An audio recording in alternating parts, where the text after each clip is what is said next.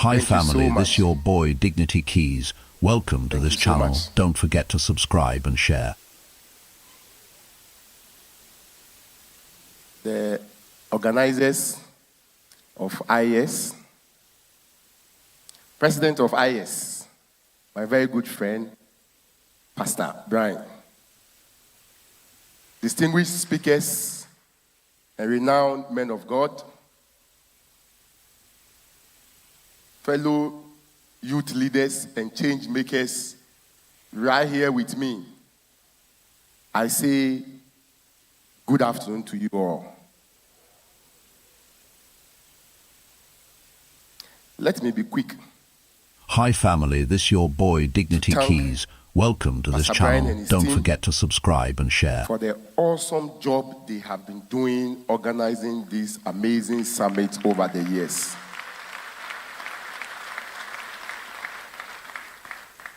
I do understand how challenging and how difficult it is to run such a big summit, even for once, not to talk about the consistency and the many years of doing this. Please, let's give him a round of applause. That's okay. Pastor Brian, thank you so much. Our dear nation is super proud of you. I think that your efforts cannot be overemphasized or taken lightly at all. And let me also thank you for the opportunity, for the invite to come and speak to the amazing audience here. I know that very renowned personalities have stood here over the years to speak. Hi And so family, I'm this very your honored boy Dignity and pleased Keyz. Welcome to to be this here today. channel. Don't forget to subscribe and But share. let me start by asking you all one question. Do you think that I am here today to tell you something that you haven't heard before? Or you think I am here to tell you something that none of these distinguished guests who have stood on this platform down the years haven't told you? Or you think I am here in my capacity as a motivational speaker? I think the answer is no. Yesterday, my very good friend Woody Meyer was here. What did he say to you? Or what am I going to say to you that he didn't tell you yesterday? So you may ask, if I don't have anything new to tell you, if I'm not here to tell you something different, then why am I here in the first place? I'm sure you may be asking that, right? Let me tell you why I came, regardless. Yes. You know, let me tell you this story. When I was young, there is this cousin of mine in our family. We all consider him to be someone who is very stubborn. Very stubborn. He likes to do things that none of us in the family sometimes want him to do. And so we try to speak to him to get out of it. People try to engage him, talk to him out of some of the things that he's trying to do that isn't okay. Hi family, this your boy But Dignity everybody will speak to Keyz. this cousin Welcome of to mine, this channel. and he Don't wouldn't forget to listen. subscribe and share. But there's this one person in the family, which is my mother. Just when my mother speaks to him, he will say, all right, it's okay, I won't do it again. And believe me, he wouldn't do it again. What's the lesson here? The lesson here is that people impact other people differently.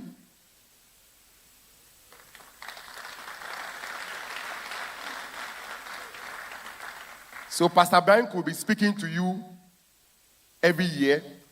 He may impact some of you and may not succeed in impacting some of you. Other speakers have been here.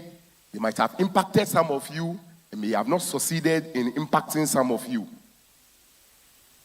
But I may speak to some of you and you allow yourself to be impacted. And that is why I have come here today. So I pray that our Heavenly Father God will give me the grace so that I impact many of you today.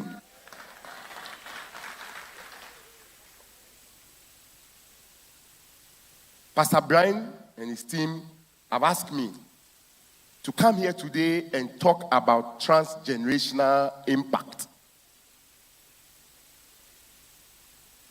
This is a big topic to ever discuss. So my question is, what is transgenerational impact? What is transgenerational impact? In this context, let me say that transgenerational impact could be the things built that will positively impact the lives of people we are on earth here today, and those that are yet to come, or generations yet unborn. We could say that this is transgenerational impact. If that is the case, then how can you impact the lives of people you live on earth here now, and subsequently even impact the lives of people who are yet to be born? That is the question. It's a multi-million-dollar question. But let me be quick to tell you that you cannot give what you do not have. You will emit out what that you can build others. If you find yourself in a bondage, you cannot rescue people. You have to rescue yourself first. After rescuing yourself, then you can rescue other people. And so you may ask me another question. How do I build myself so that I can rescue other people? Hi family, this your boy Dignity Keyz. Welcome to this channel. Don't forget to subscribe and share. Because I don't want to overwhelm you. I'll put it in only 2 words because I don't want you to ever forget this. So just 2 words. The answer is discipline and time. I'll explain that to you. But everything will come under this. When I talk about discipline, I mean, there are different areas of discipline. You can be physically disciplined. You can be emotionally disciplined. You can be a whole lot of discipline you can exercise in different areas. But I am here to talk about the most important, financial discipline and time, the art of waiting. Financial discipline and the art of waiting. Growing up, there is a personal philosophy or a principle that I've lived by all these years that I still live by it even today. My personal principle has been that any income that I make,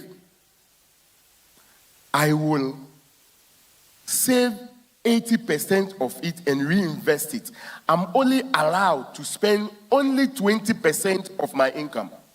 Only 20%. Regardless of what happened, I am only allowed to spend 20% of any income I make. And I invest or plow back this 80% back into my small business or my early stage business. If you are somebody who is an employee and earns salary, it applies to you. Tell yourself that you will fit yourself within the range of spending not more than 20% of your income, no matter what. And you invest the 80% back. Now, you have to do this consistently and persistently. And you must avoid distraction and distractors. As you do this, something phenomenal is going to happen.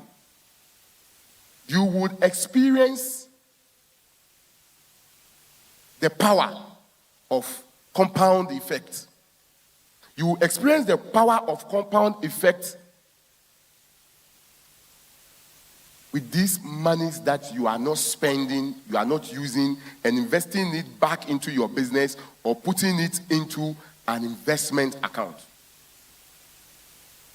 You would discover that the time it took you to make certain amount of money, it is going to take you a lesser time as you go forward in making the same amount of money. Then as you go forward, this time is going to be shorter and shorter and shorter. So you begin to grow your money. You begin to grow your business. For every business, if you invest back into the business 80% of your income, you would realize that the business will grow steadily. And if you give it the time I'm talking about, you will discover other things also, which I'm here to tell you.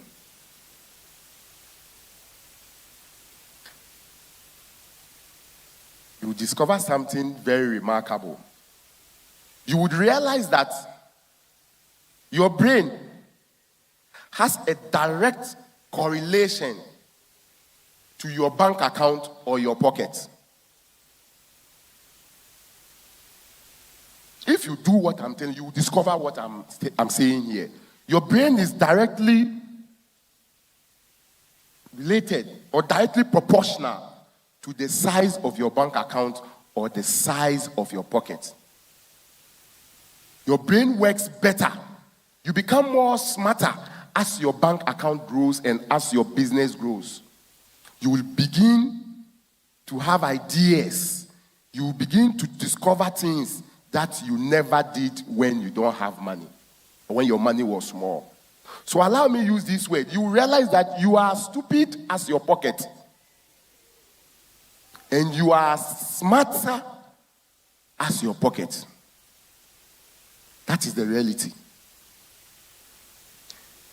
There is also a direct correlation between your pocket and the senses around your brain. I'm talking about these senses. Your eyes, your nose, your mouth, your ears. When I talk about the mouth, I want to talk about your taste. These senses, when you are all over the place, something that today you don't see, I am seeing them and you are not seeing them. There are a lot of opportunities in our country. You may be seeing them because you are doing what I asked you to do earlier on, or you are not seeing them because your pocket and your account is dry. So you are a blind man walking. You begin to smell opportunities all over the place. The nose begins to work sharper. The ears, you hear opportunities all over our country. Listen, if you are not doing well in life, or you are not noted to be somebody who is doing financially well, the great opportunities in our country, nobody will come and discuss them with you. You agree, right? What is the point of coming to discuss them with you? It's a waste of time. But if you are building yourself, your business is growing because you are plowing all of your money back and you are building your account, you begin to show signs of success. So people will have the courage and confidence to come and discuss opportunities with you. So you begin to hear the opportunities. And the same applies to your taste.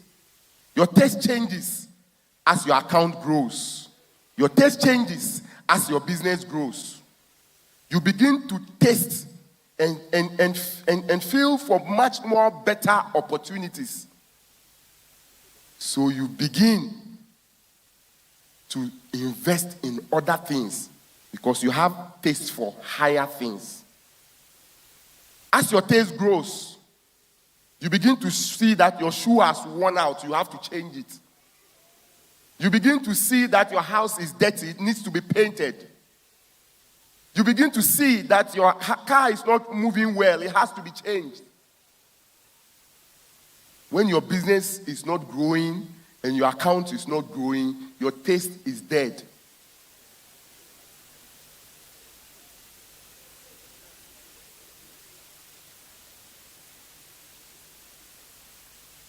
That is the truth. If you do what I ask you to do, you will undoubtedly uncover or discover these occurrences that I am talking about. I am living them. And that is why I'm sharing them with you. There is this phrase I want to mention here. And if you have ever heard that phrase before, please raise your hand and let me know. They say success begets success. Have you ever heard of that before? Okay, thank you. Success begets success. What are they saying when they say success begets success? What it actually means is that the achievement of one goal leads to the achievement of all other goals. It also means that if you want to be very successful, focus and be successful at something small first. Be successful at something. Or to be more successful, you have to be successful at something first. Because success begets success. Let me give you a classical example. The recent African Cup that was held in Morocco. The guys here, I'm sure you watched the African Cup, right? Even though Ghana didn't qualify, we still watched it, right? Do you remember this gentleman? There was this gentleman who had a very unique hairstyle, wearing some glasses, and he was from Democratic Republic of Congo, DRC. Then, during the time that the football match is taking place, he would rise up. You know, the beginning of the football match, he would rise up, and then he would do like this. Motionless throughout the entire 90 minutes of the game. He says he was mirroring Patrice Lumumba of DRC. What he was mirroring is a statue in the capital, Kinshasa. This man stood for 90 minutes without any motion. He caught the attention of all the fans at the African Cup. He caught the attention of the host nation. They recognized him. He caught the attention of his country. He was rewarded with a car from the sports ministry. He met the president. He became an ambassador for many companies in the country. He has become a global icon. What at all did he choose to do? He just decided to do like this.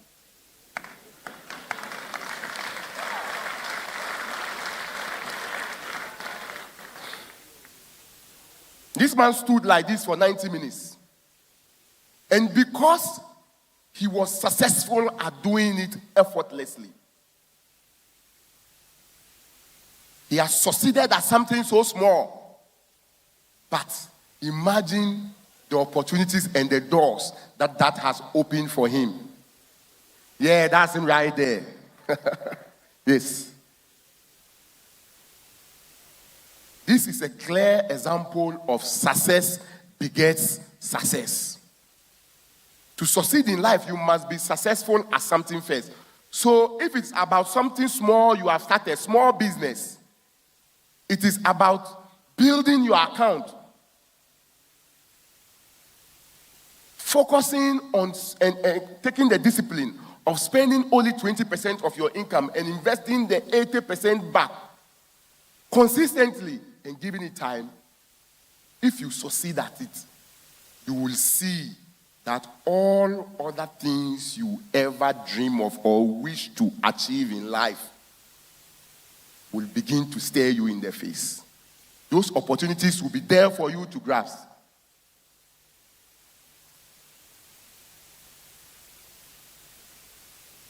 So at this point, I want to assume that you have done or you are going to do what I have asked you to do. So once you are doing that, then we want to also assume that you are beginning to show signs of success, whether in your business or your personal front. Once you begin showing the signs of success, Hi family, this your boy Dignity and there is something Keyz. you must Welcome do. to this channel. Don't forget to subscribe and share. You don't have to be greedy at all. At this point, there's money in your account. There's money in your pockets. And so you need to begin to invest in other people. One, you need to begin to now select your allies. You need to now begin to form business partners. Because that is the way to truly win. When you select people to go into business with, these people all have collective interest in the business. In business, you are going to compete against teams. And so when you come alone to come and compete, it's going to be a very difficult competition for you. So don't be greedy at all. Learn to win with others. Select people who have talents that is opposite of yours or different from yours. You guys will come together. Sometimes you bring your money, they bring their talents. Sometimes you bring money, somebody also brings money, another person brings money, then another person brings. Form a team to invest and own business.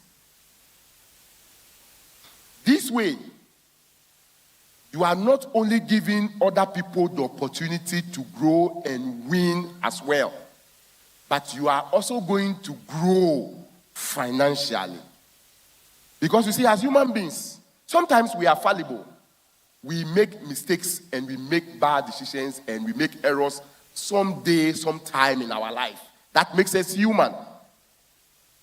But the fact that you own businesses with others means that during your low moments when you want to make bad decisions or wrong decisions, it has to pass the test of your colleagues.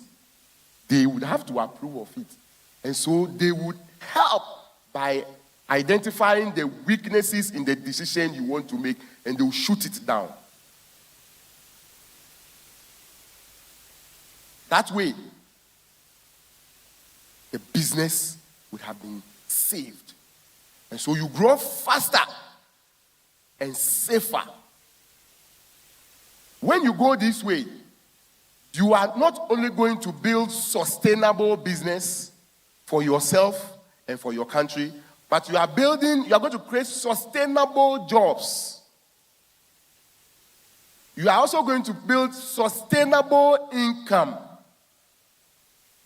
That income or that inflow that will never cease.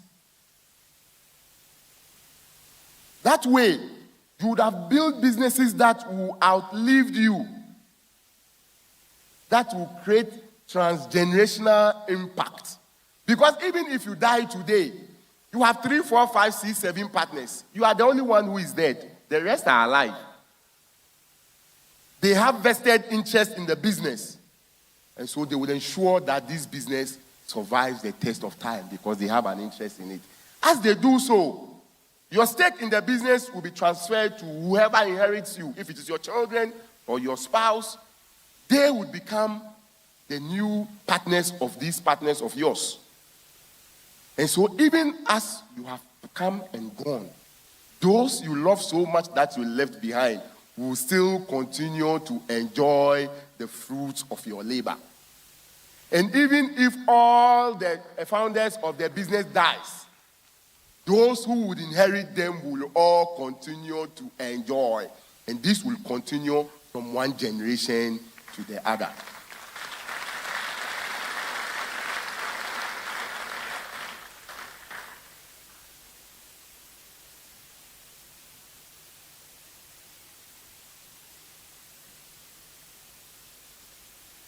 The true success of a man is not measured by what he accomplishes for himself alone. But true success is measured by how much he accomplished for himself and how well he is able to impact the life of others by mimicking himself, by turning other people to be like him. So if you are a winner, you are measured by how you turn other people to win. If you are a wealthy person or you are a rich person, your riches will make sense by how you are able to train, mentor, give other people the opportunity to become as rich and as wealthy as you are or more than you. And that is why when you become successful, you don't have to be greedy at all, because it is a win-win situation when you build with others and you don't go alone.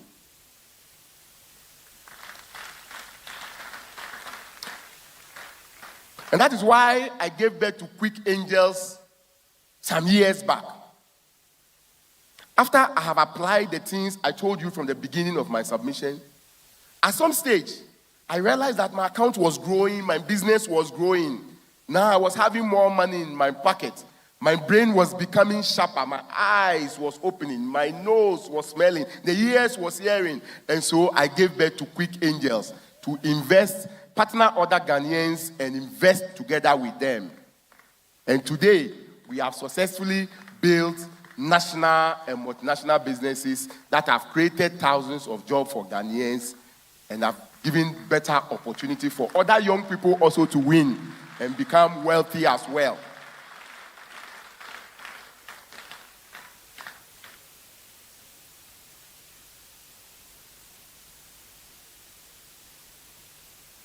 At this point, the assumption is that you have become very wealthy. Once you could come through to this stage, then you are not even a rich person, you are a wealthy person. That is the definition of a wealthy person. Now, when you become wealthy, what then do you do? There's something you must do. Can you guess what you must do if you become a wealthy person? Your guess is as good as mine. You have to begin to give back to society. You have to begin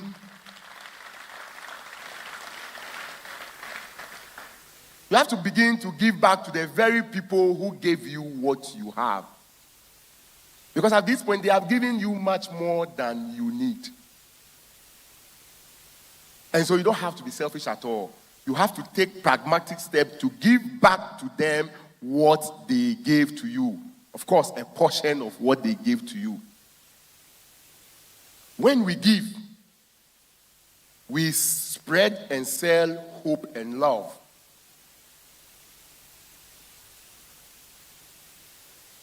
We give other people the opportunity not to waste their talents. As we give, we help people to go to school, like Pastor Brian have given scholarships to people today. Pastor Brian, thank you so much for that. As we give, we help people out of their sick bed. As we give people food and water, some of the basic necessities of life, so that they don't lose hope. Because for anybody who is hungry and thirsty, will lose all hope in life. So as we give other people in our country the opportunity not to throw away the God-given talents that they have. I believe that in the nation, God has given our country so many diverse talents and all the talents that we will need to grow our economy and build our nation. The problem we have is that many of these people with these unique talents that we would require to build our nation, we end up ignoring them, abandoning them, and they live and die with these talents. When that happens, we are not doing them.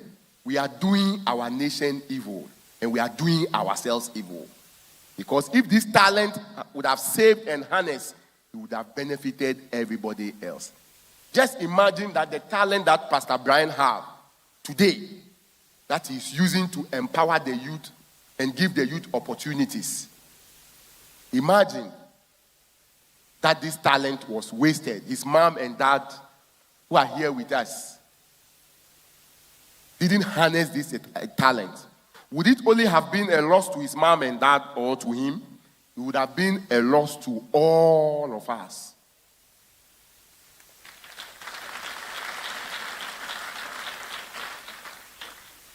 And that explains why when we become successful, we must give a lot out. Because by so doing, you will be creating transgenerational impact. Because giving is contagious. That is one thing you must know. Giving is contagious.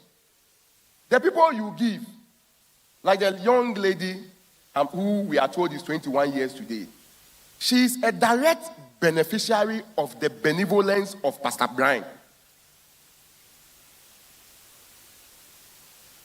Imagine, as this lady grows up, if she ever builds herself and have the means, you think she will not be inspired to also impact the lives of others? She will.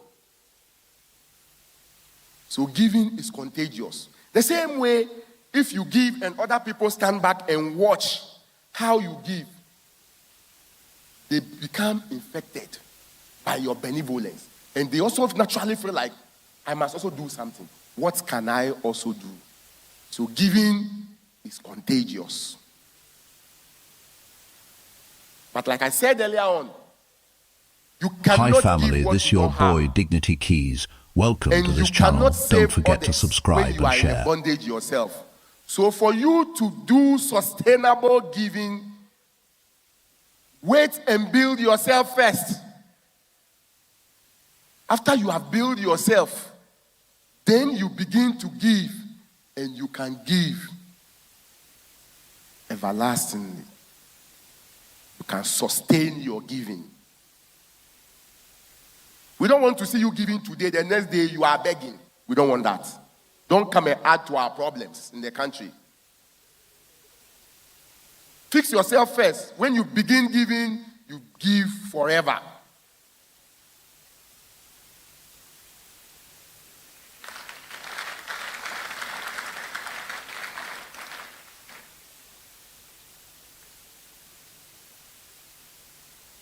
Fellow young leaders and change makers, the dear youth of our dear country, Ghana,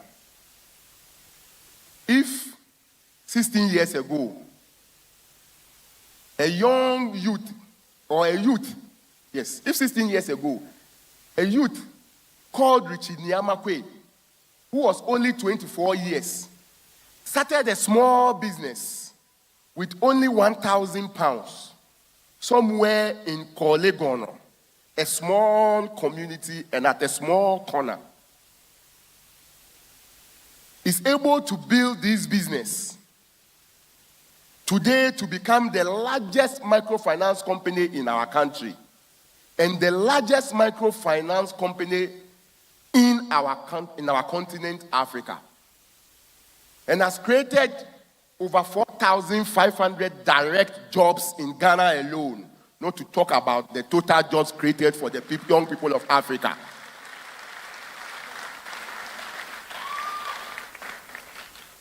And is providing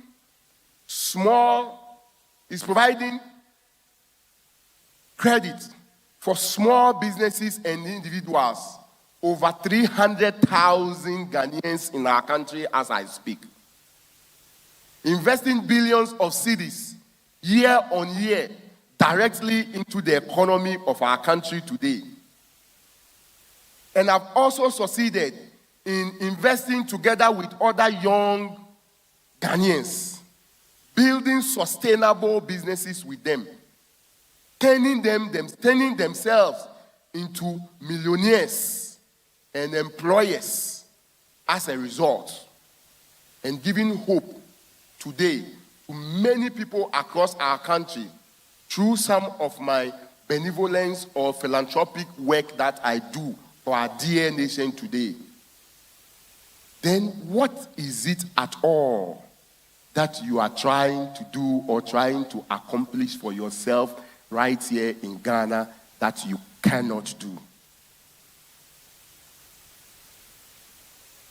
Fellow youth, think about it. Thank you very much. Come on, I think he needs a standing ovation. Somebody shout, I will, I can, I must. Please take your seat for 1 minute. We are going to take questions. And some of you, today is going to be the first day of meeting him. So I'm going to plead with him to take maybe 3 or 4 questions. Oh my goodness. Wait. Okay, so we have a delegation from Zimbabwe, Zambia, South Africa. So this one is from Zimbabwe. Please go ahead. Okay, so if you have a question, please come on my right. I need 3 gentlemen and 3 ladies. Okay, 1, 2, please come. From Zimbabwe. Anyone from South Africa? Okay. Do you have a question? Okay, come.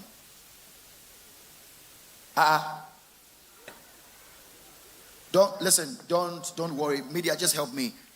The food is in today. I promise you, the food is I promise, it's just here. So don't be, you see it. Come on, say amen. So please, because Daddy, yesterday the food delayed, and these guys nearly beat me up. So, all right, go ahead.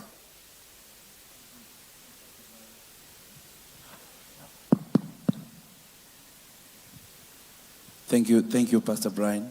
Thank you, Mr. Richard, for this opportunity to stand in front of us and talk to us. My question is, my name is Innocent Nyarwata. I'm a Zimbabwean entrepreneur coming all the way from Zimbabwe for IYES every year. And I've got a question for you. The question is on your spending pattern as a businessman. You said that you only spend 20%, I got it right, and you reinvest 80%. And when you were still rising in business, definitely the philanthropic part is always the biggest pushing factor in every businessman's mind. So, was there any moment or any time that you would spend out of the 20%? And if there was, what were the reasons of you getting out of your 20% limit? And how was that? How did that affect your business? All right. So I don't know if you got his question. He's asking about my philosophy of spending only 20% of my income and investing 80%. He's asking that was there ever a point in time where I went out of the 20% and spent more? Right. Yes, sir. And if that ever happened, how did it affect my business? Is that correct? Yes, sir. Okay. You said your name is? Innocent. So Innocent, I'm a very, very disciplined young person. I'm super, super disciplined. It's one of my greatest gifts. Okay. When I say I will do something, I will do it no matter what. Okay. If I say I will not do something, I am not going to do it. Listen, there would always be the temptation for you to spend more. That is the truth. Always. That is how money behaves. And that is why 99% of humans on earth are not successful. Because of the pain of being disciplined and the pain of giving things time. But you know something? It is a percentage of your income. So as you continue to do so, your income will begin to grow. So the 20% would continue to become bigger for you. As I speak with you, I am still spending below 20% of my income. In fact, where I have gotten to in life, when I started, I was almost around the 20% borderline. Always, 2019. But as I go forward, and my wealth becomes bigger and bigger and bigger, now when I take 2% of my wealth, I can't even spend it. Thank you. Thank you. Let me hold on. Okay, go ahead. This one. No, yeah. Please, thank you for the opportunity. I'm Ivy. Okay, so I want to ask that as a young person growing up, want to start up a business, then I believe that there are challenges that you would face, both from family, the society, your peers, and a whole lot of situations will come in your way. So as young as I am, please, how would you advise me to also start up this business and then ignore other people's opinions? Because sometimes they bring you down when you want to start up something. So that's my question. Thank you. Okay. So like I said in my speech earlier on, when you start a business, you have to avoid distraction and distractors. I catered for your question. Okay? Avoid distraction and avoid distractors. But most importantly, learn the art of going through your season of painful beginning. The season of painful beginning. It is difficult, it is painful, it is lonely, nobody will clap for you, nobody will acknowledge you, nobody will respect you. That is how it is in everybody's case. It is part of your humble beginnings in business. If you don't experience that, then you are not starting business. When you start a business, you go through that season of pain, but you have to be disciplined, focus, and go through it. Just when success begins to come, everybody will begin to clap for you and everybody will begin to hail you. So pay the full price and get the full reward. Okay? All right. All right. I'm ill. Unfortunately, people are hungry, so maybe we'll take like 3. All right. But you know what? Because of this, I'm going to plead with Richard if we can organize maybe an online, a Zoom masterclass, if you can be on. Come on. So that at least the people that are watching from United States, is it a good idea? Okay. That one, he will take time and just answer your question. So we'll take only 3. So if I don't call you, don't worry. Go ahead, please. Microphone, please. Yes, speak. Thank you very much. My name is Ben Selassie, a final year student of UPSC. What? Ben Selassie. Ben, okay. Yes, so as a final year student and a volunteer, speaking to students, Richard Armah Quaye has one of the most anticipated speakers. And I think it has reflected through your speech and the numbers in this auditorium. And then as a volunteer again, I've witnessed some of the struggles Pastor Brian has to go through to make this program a success. So on behalf of the young ones that are inspired through IYES, and then here in this auditorium, we are pleading with you that next year, IYES 2027, you foot the bill partly or fully. Thank you very much. All right. Ben, thank you. I will consider that. Okay. Yes. Thank you. Thank you very Ben. much. Thank you, Ben. Essay, please. Allow. Thank you so much, Pastor Brian, for hosting us all the way from Southern Africa. We met Pastor Brian in Zimbabwe for the first time on the International Youth Program, and it was a great impact. That's why I followed him to Ghana.